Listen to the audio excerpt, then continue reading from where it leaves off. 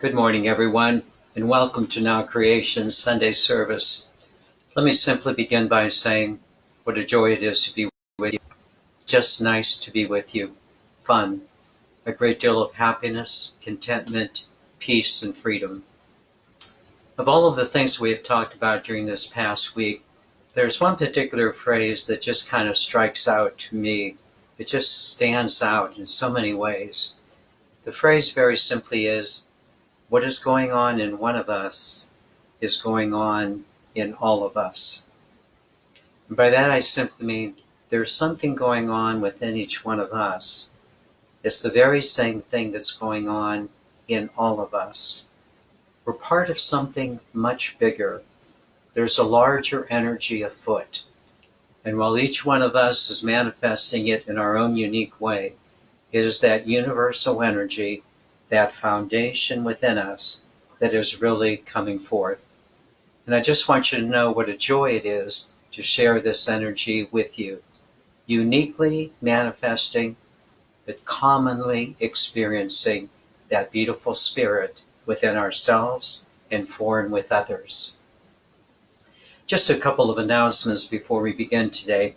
First of all, just want to make it clear that we'll be doing a Sunday service every Sunday from now on. So every Sunday morning from 10:30 to 11:30, invite you to tune in for our service.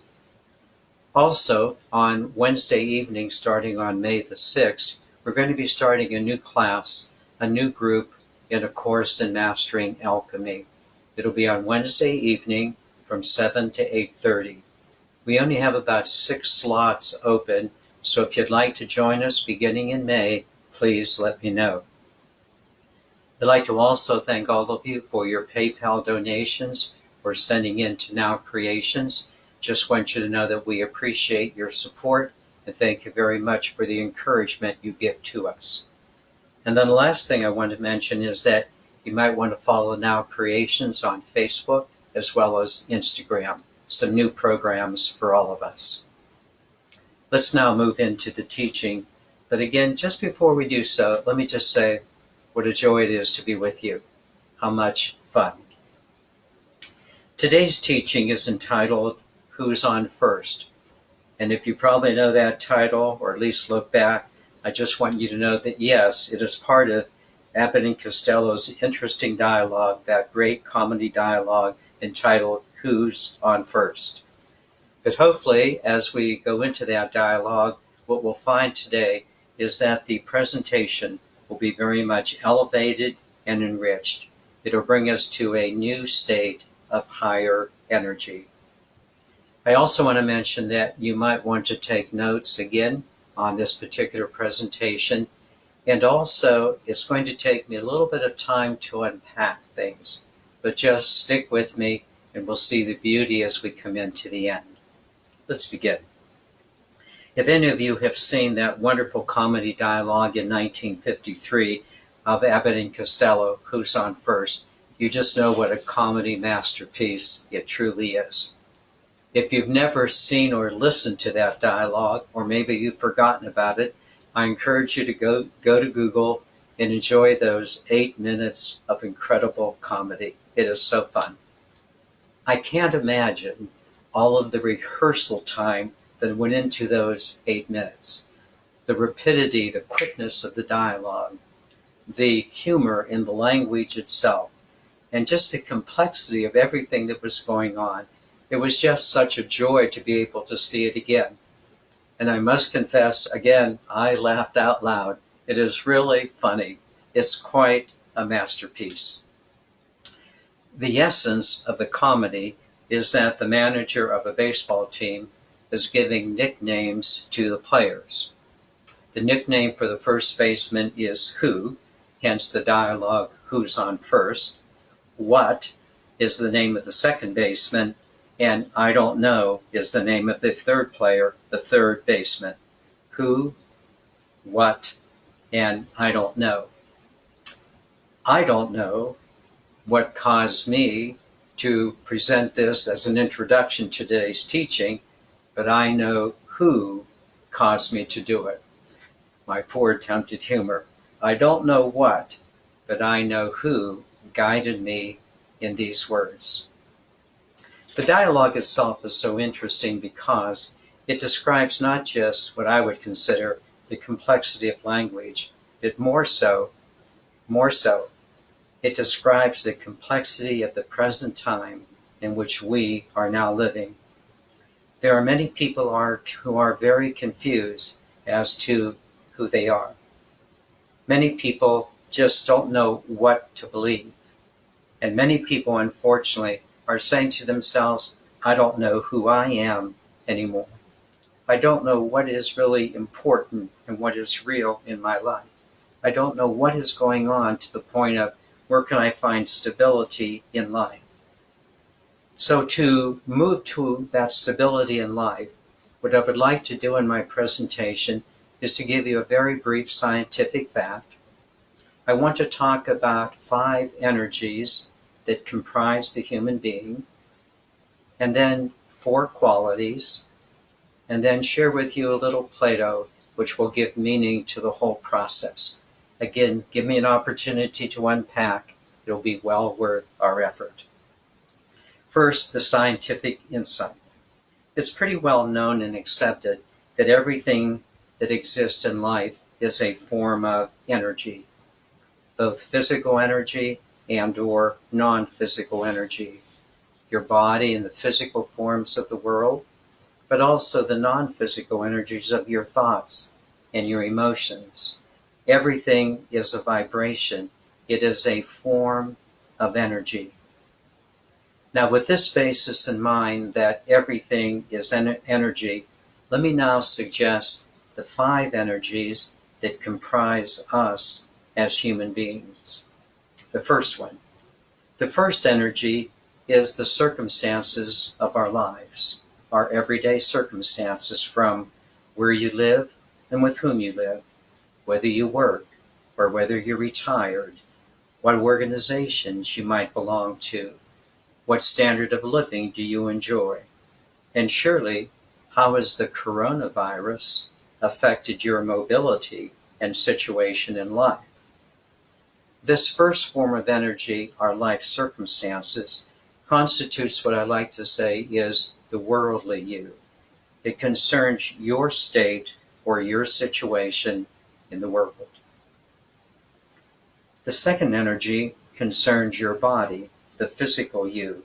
It deals with food, exercise, sexuality, and rest. It deals with your general health and can simply be called the physical you. And the physical you, combined with the worldly you, your situation in the world, for most people, it defines who they feel they are, their physical body in a material world.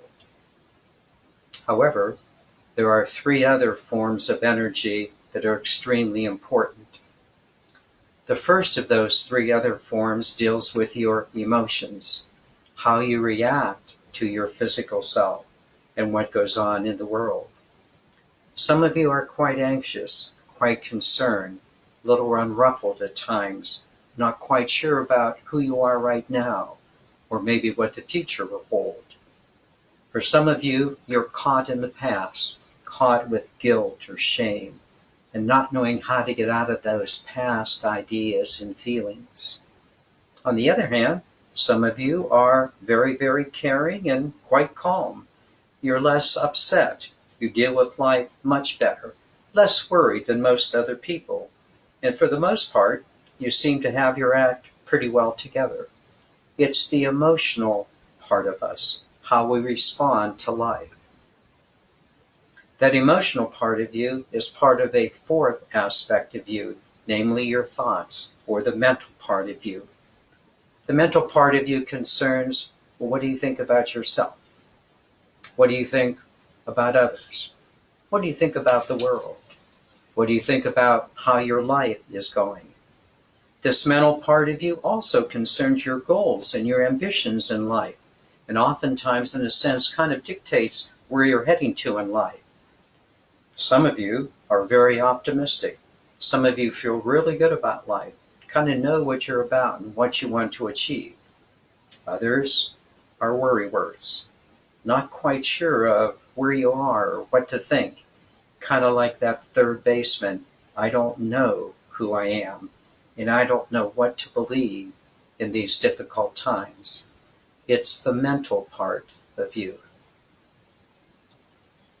There's a fifth part of you, and that fifth part of you is the spiritual part of you, what I like to call the soul self. The soul self. In this particular part of you, the soul self, some of you have not looked into it for an awfully long time and really aren't quite sure of what you really believe in life, or you haven't questioned childhood assumptions at times. Some of you are not in contact with your soul self.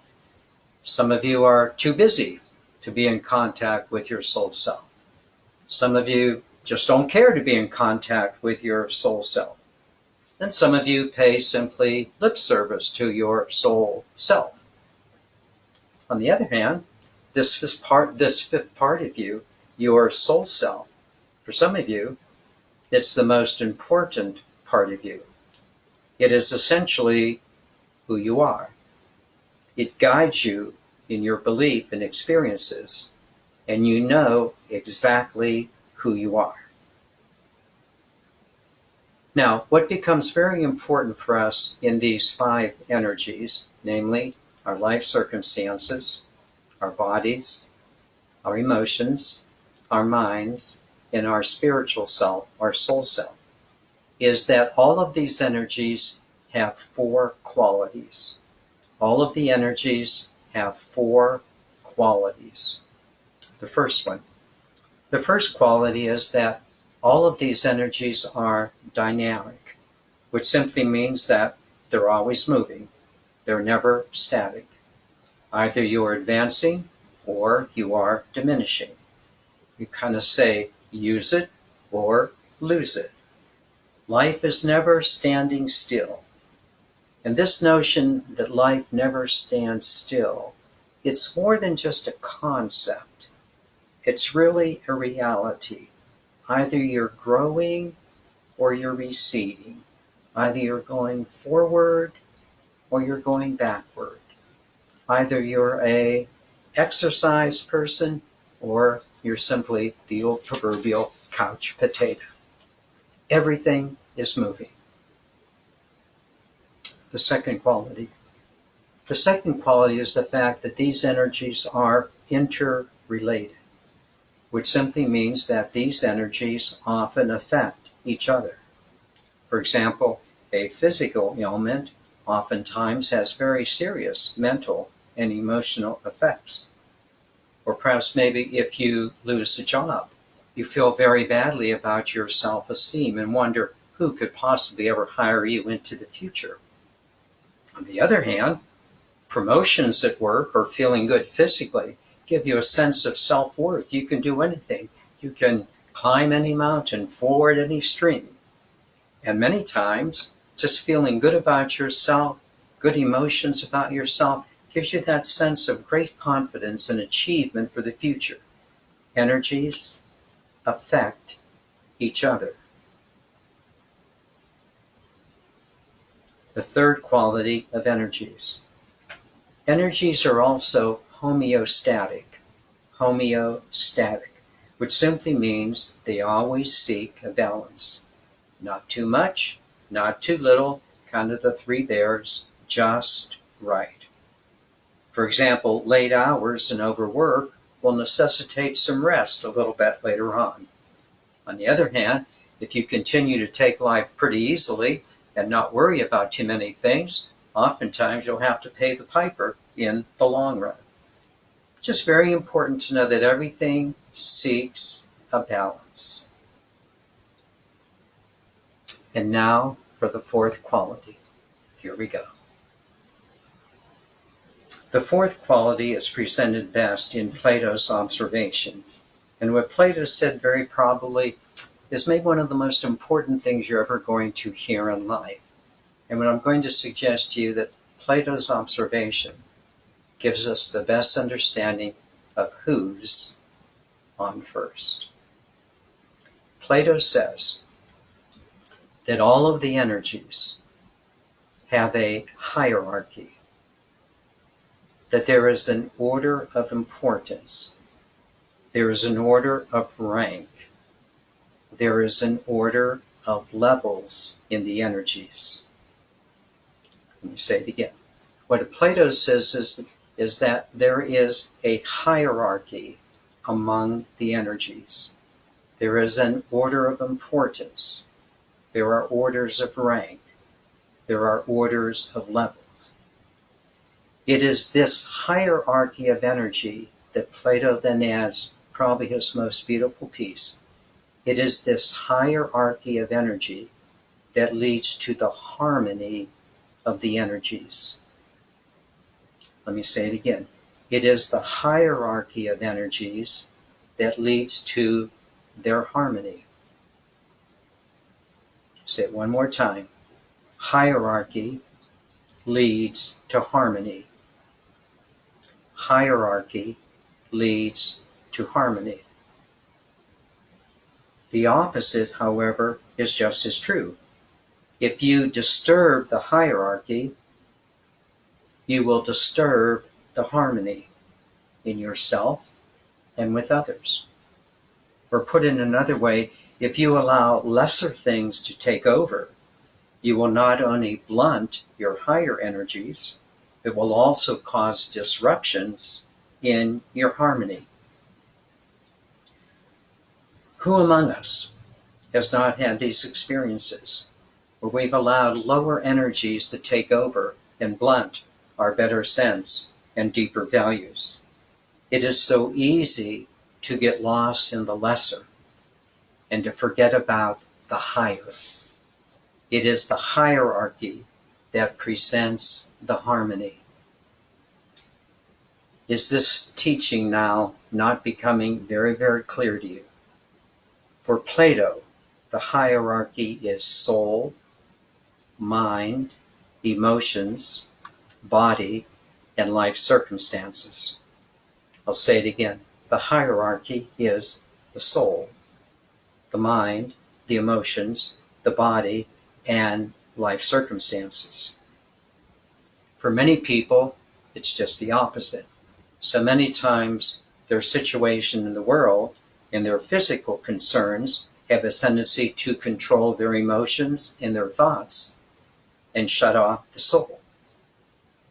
When we worry about, in a sense, who is on first, that's coming from our life circumstances and or our bodies, there's a lot to worry about.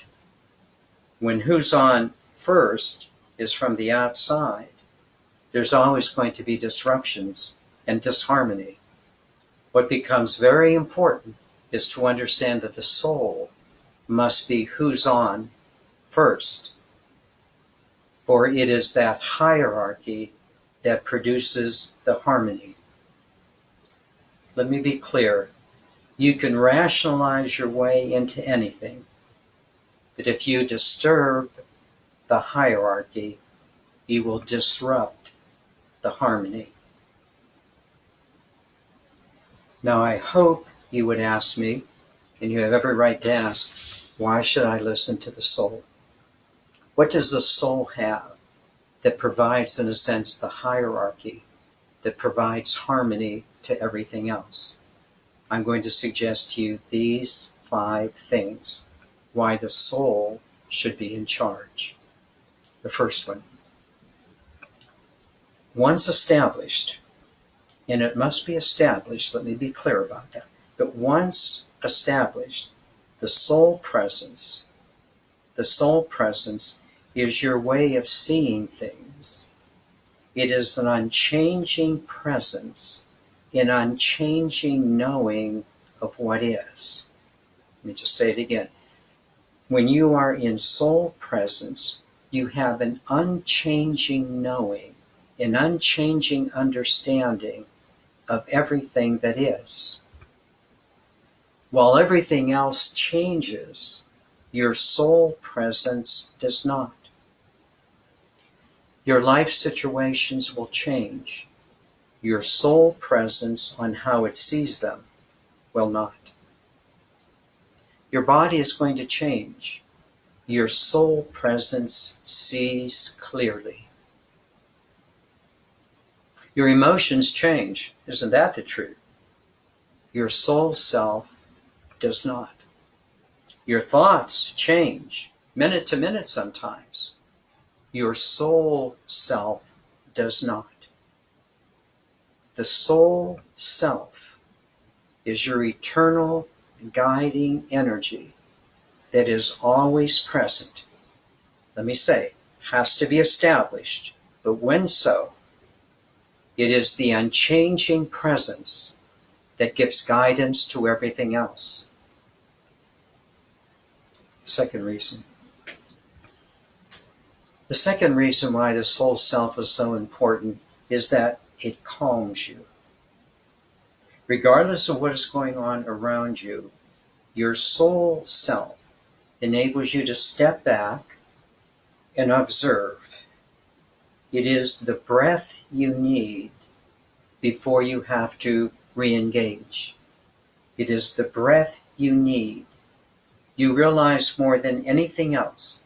You realize more than anything else as you breathe, I'm in charge. I'm in charge. I know what to do because I have the eternal energy of that guiding presence in my activities. I sometimes just need to take a breath and remember what I know, rather than allowing a momentary situation to emotionally or mentally upset me. The third reason. The third reason why your soul self should be in charge is because it sees most clearly what is in front of you. Your soul self is the smartest part of you. It's the most intelligent part of you. It's the wisest part of you. So much more capable than your indecisive mind.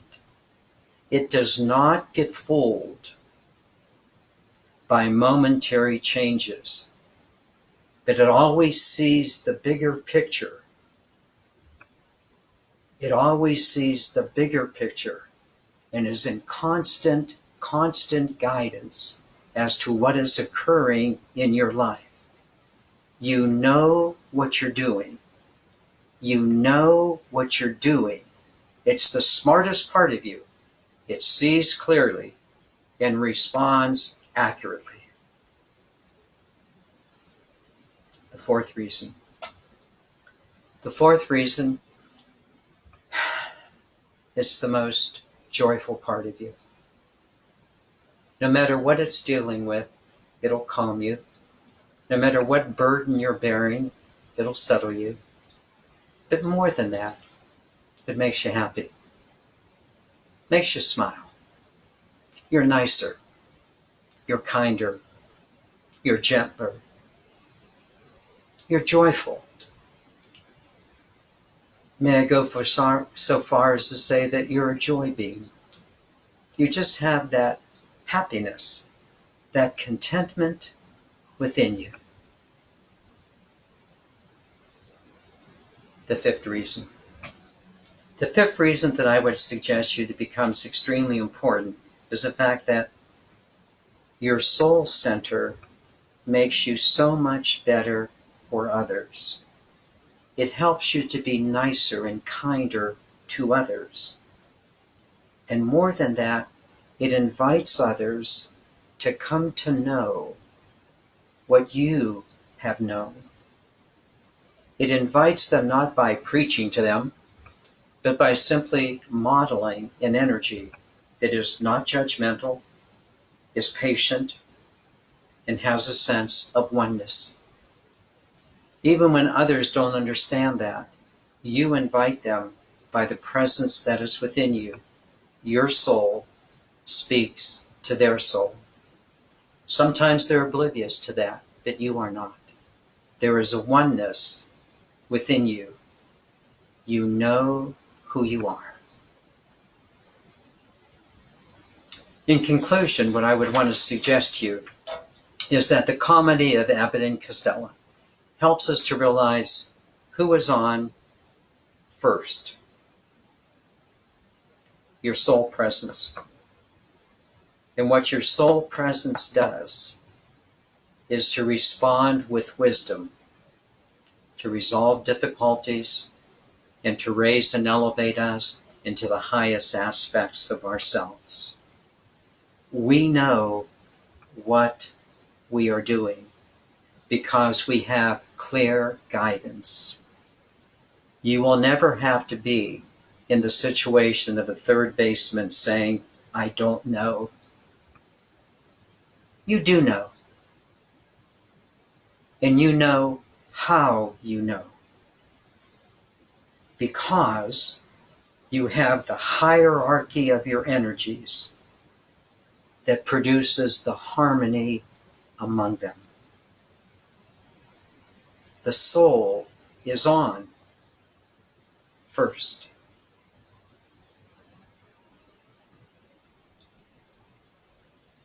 It's a joy to share this teaching with you. Let me now take you into meditation.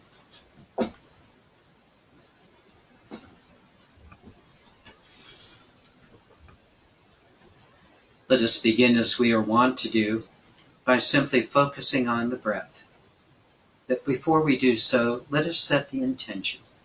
The intention being is to know ourselves as our soul entity, the smartest, brightest, happiest, best, most joyful part of ourselves.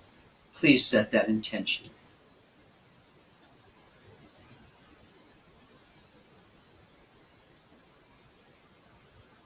Let us now begin our meditation today as we are wont to do by simply focusing on the breath, never underestimating the importance of doing so.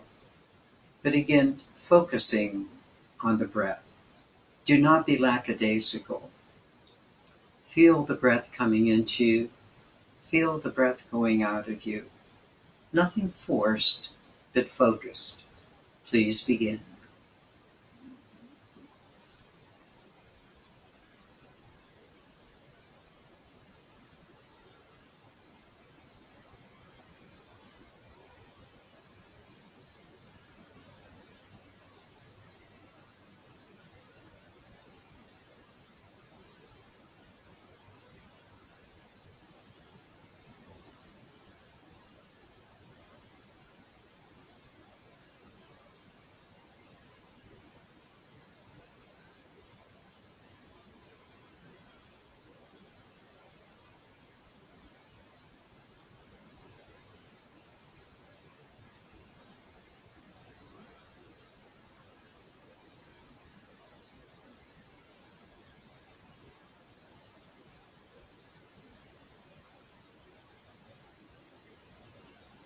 As you notice how you're beginning to be settled, let me give you another set of guide words. On the in-breath, just say to yourself the word inner. On the out-breath, the word peace. Inner peace. Stay focused. If a thought comes into your mind, no thank you. Inner peace.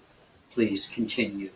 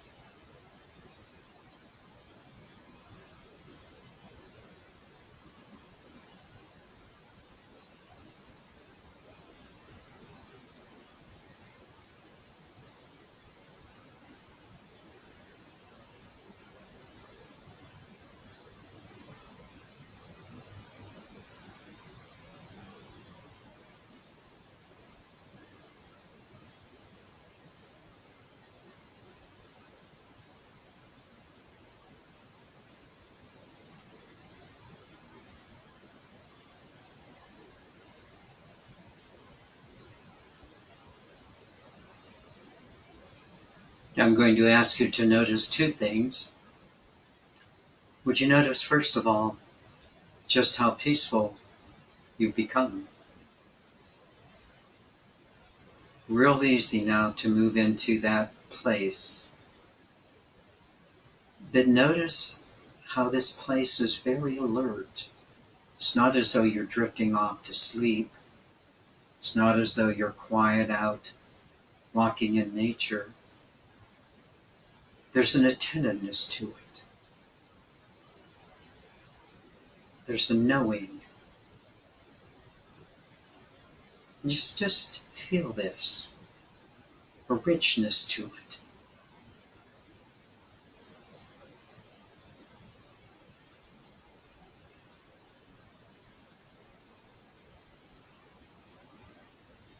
It's kind of like, well, here I am. This is me. Hear yourself saying those words. Here I am. This is me. This is me.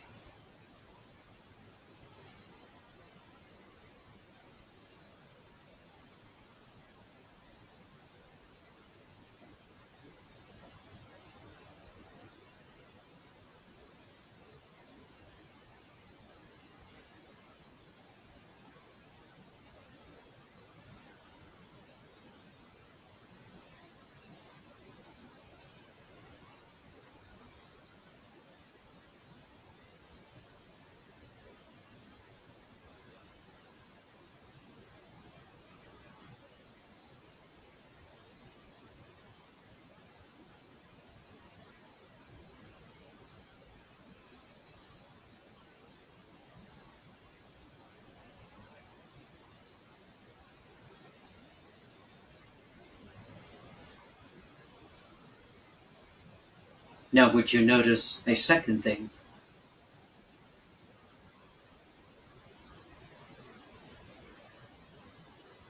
It's in the form of a question. Who's in charge of you?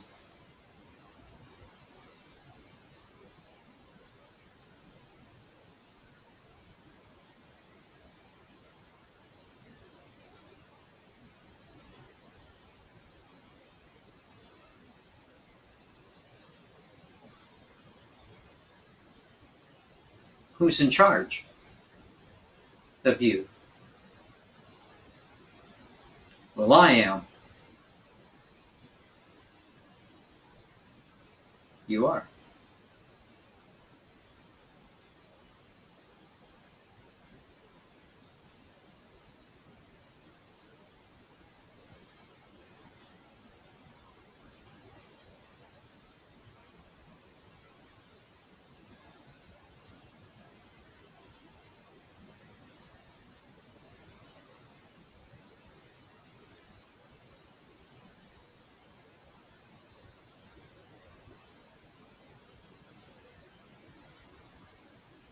Well, sometimes those life circumstances, they just come in and they jump all over you. Yes. Again, I'll ask you the question, well, who's in charge? Well, it's not always easy.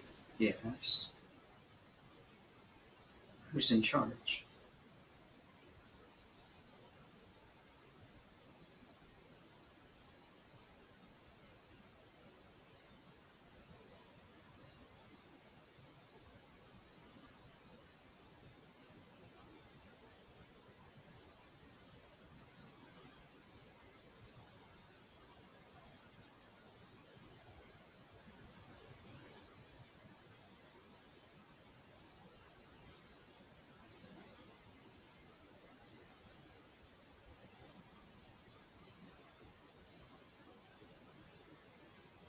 Well, sometimes there's a lot going on with your body, you know.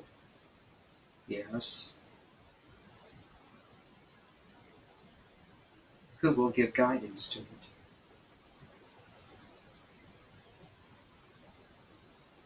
I got aches and pains. Yes.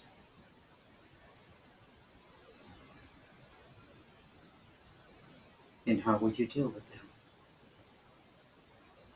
What is the smartest, best way?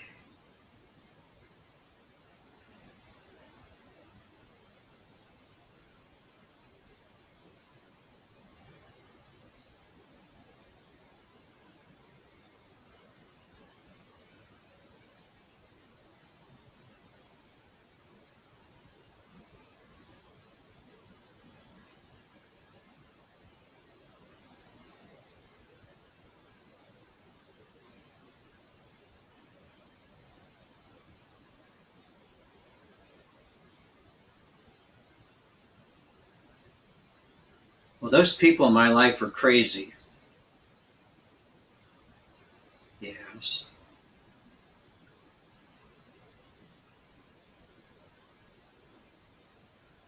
Are they in charge of you? Well, no, but are they in charge of you?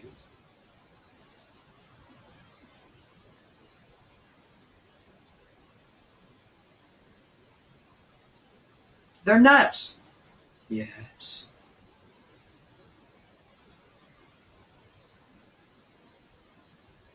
Are they in charge of you?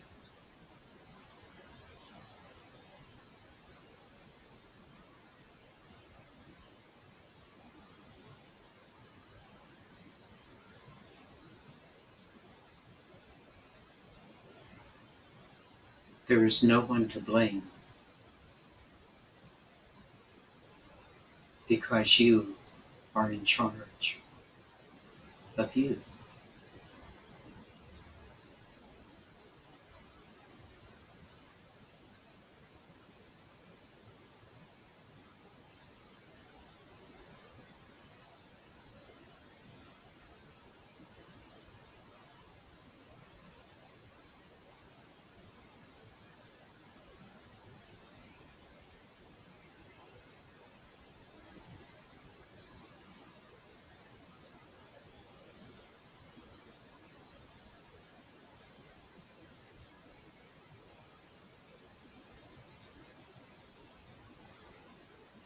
Well, what about your mind? It's so hard to know what to think. This virus going on and social distancing and just so unsettling, not sure of what's going on. What do you have to say to that?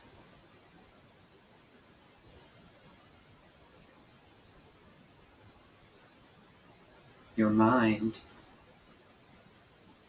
can only give you choices. Could be this, could be that. Well, what do?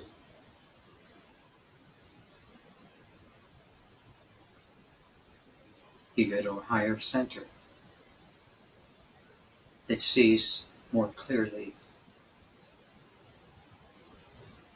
that's smarter, wiser, not prone to immediacy, bigger picture. I suppose you're going to say that's your soul. That's right.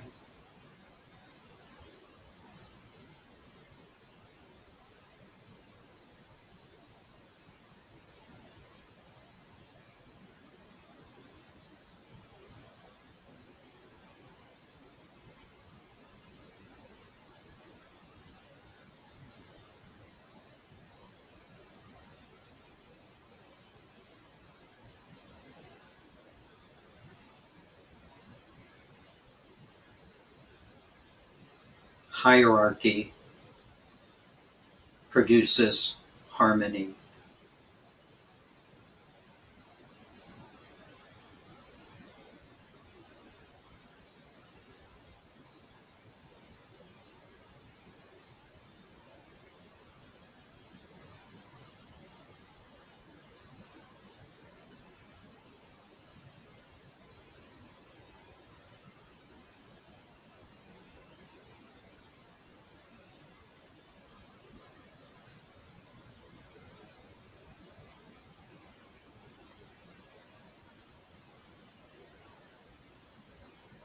If you notice how you feel right now, you'll know the truth of these words. Hierarchy produces harmony. You're feeling it right now, and there's no reason why you will not be able to live this way.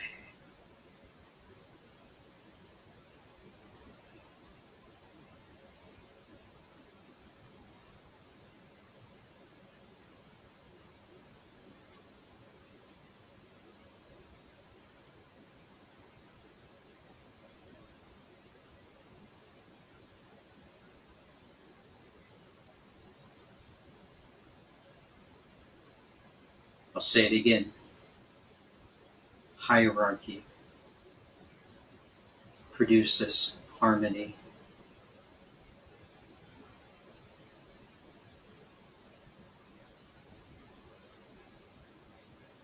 It's the unchanging best you have to deal with all of the changing stuff that you deal with.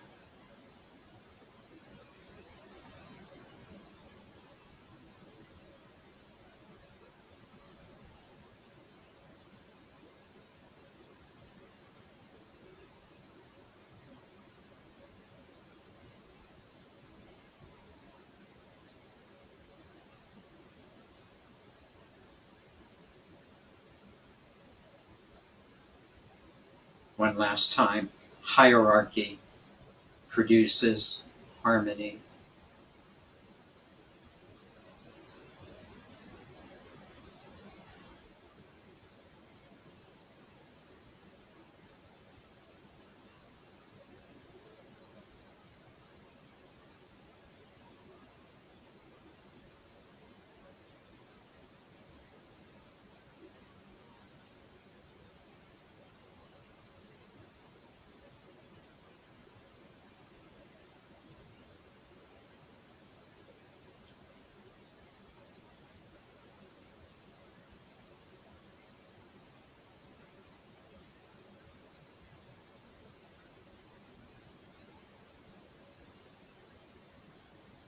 The soul is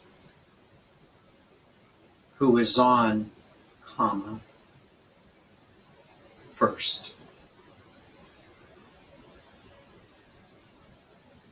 The soul is who is on, comma, first.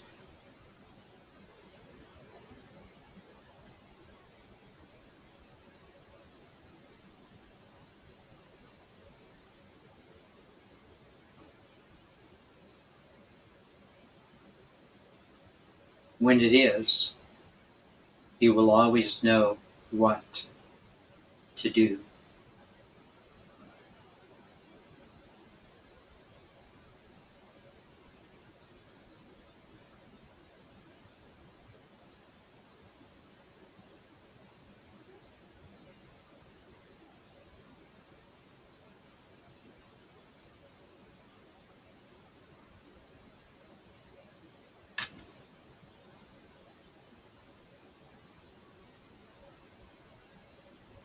And you will not have to worry about, I don't know.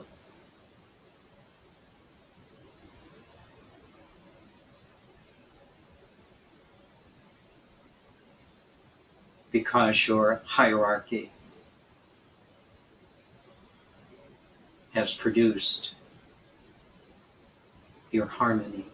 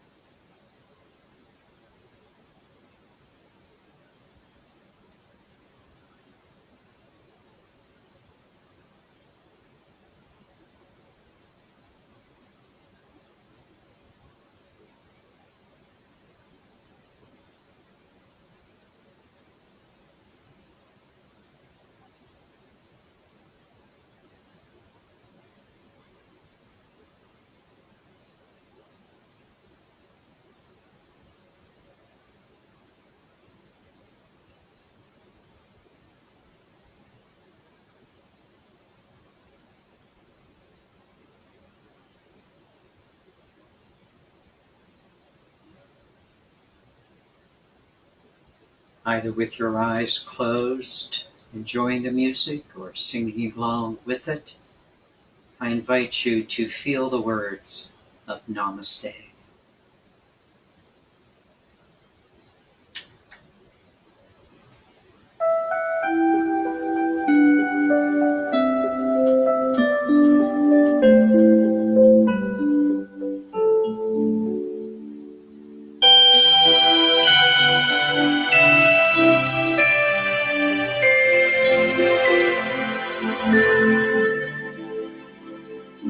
I honor thee, I honor thee,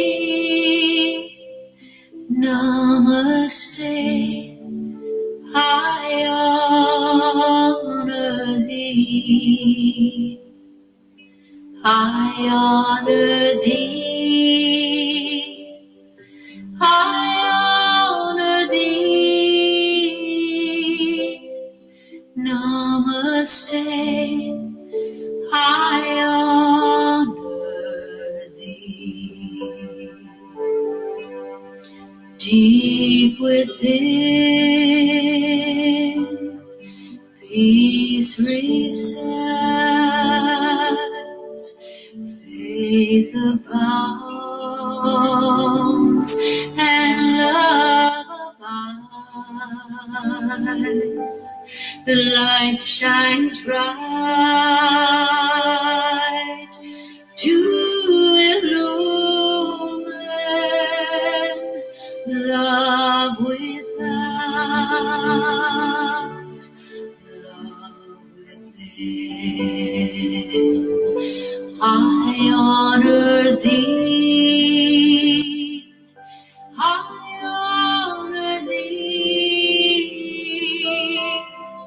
Namaste, I honor thee, I honor thee, I honor thee,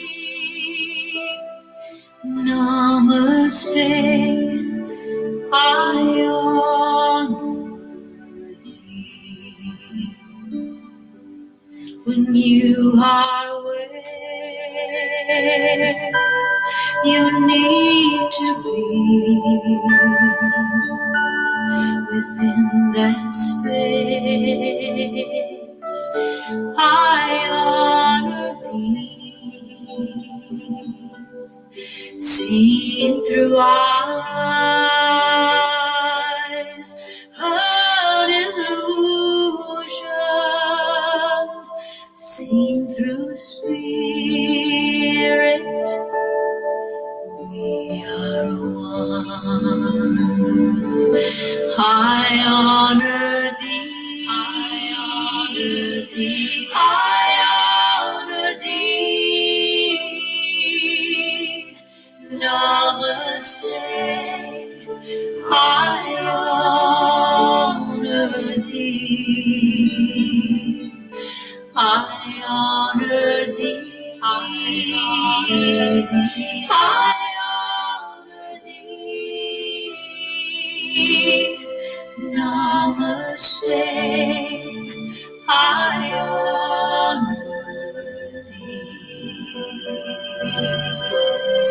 Namaste, I honor thee.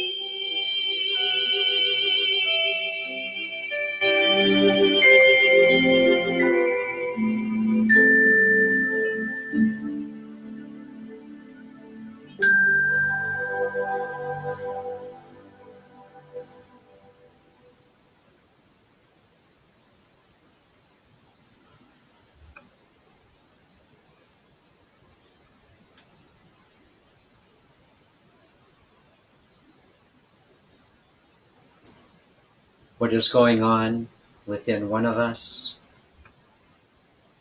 is going on within all of us. Isn't that just the truth?